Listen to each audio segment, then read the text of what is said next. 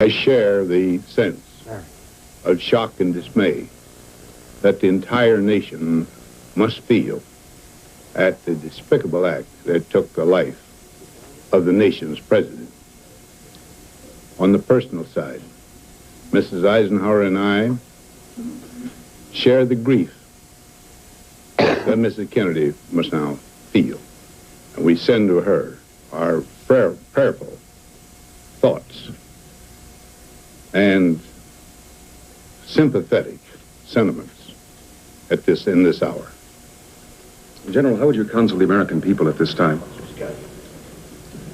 In the face of such a terrible thing, I'm sure the entire citizenry of the nation will join as one man in expressing not only their grief, but their indignation at this act, and will stand faithfully behind the government. General, could you tell us how you got the word? I was at a meeting for the United Nations, and while there, a member of the meeting was called out and came back and told us the news. Although at that time, we did not know the president was dead. We did not know when I got back here at that time that he was dead. But, matter of fact, we had the last message we had was one rather of hope. And the entire company merely paused for a minute at the request of the chairman, and each of us, in his own way, said a silent prayer for the president. Should there be any concern, sir, over national security at a time like this? No, I think the whole nation now would be almost all of us security agents. General Eisenhower, will the nation be all right in the few months ahead? Oh, I'm not going to predict anything of that. I just say this. The American nation is a people of great common sense, and they are not going to be stampeded or bewildered. Thank you, Mr. President. How in history have assassinations affected the political course of events? Well, of course, in Lincoln's assassination, the presidency went to a man who was a registered Democrat, Mr. Johnson. In Garfield, I doubt that there was any.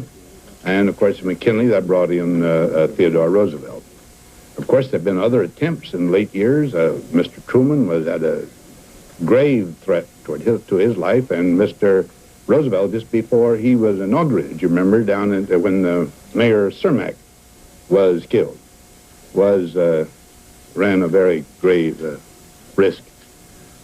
These things have happened, and it seems inexplicable to me, because Americans are loyal, and it's just this occasional psychopathic sort of accident that occurs, and I don't know what we can do about it.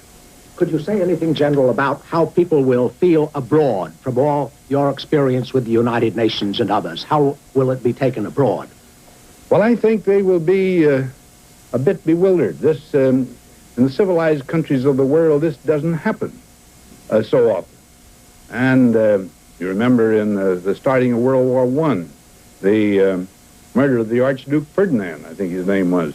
Why, this itself almost, is one of the contributory causes to that war.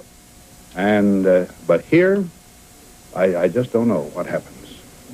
But we are a nation where our freedoms are allowed, or are observed in such a way that everybody is ready everybody is, you might say, capable of doing this if he's ready to put his own life on the line.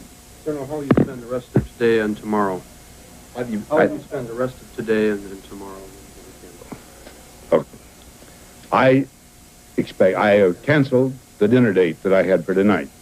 Tomorrow, I'm going immediately to my home, and if I am wanted for any purpose whatsoever, I will, of course, be available.